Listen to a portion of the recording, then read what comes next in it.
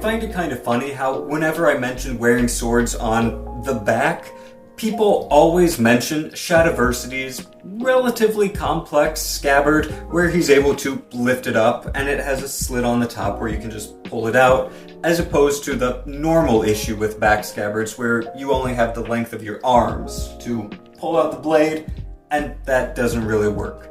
It's just funny that people always mention him and not Nate V, whose answer to this was not a relatively complex scabbard, but just instead of wearing the sword on your right hand, wearing it over your right shoulder, he said to switch it to your left shoulder, so that way you have the length of your arm to pull out the blade and the length of your chest. And that's relatively similar to why we don't wear our swords on our right hand, where we just have the length of our arm, and we've got the length of our chest too, pulling out from here.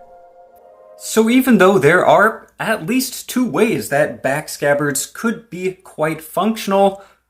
would they be good?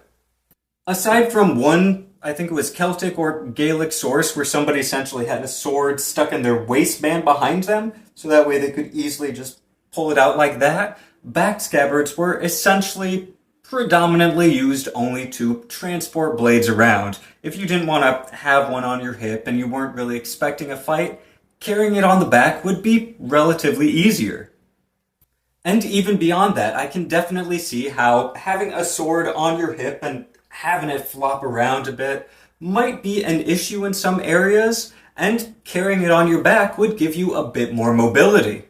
But the downsides, either of the two methods of wearing a sword on your back require more complexity and more forethought and usually more leather straps than just wearing it on your hip. In addition, while you're drawing the sword from your back, you're essentially leaving this entire area of your body open and pretty much all of your body. But when you're drawing a sword from the hip, you're essentially blocking off some lines of attack, and there's even a parry in fencing that is essentially this.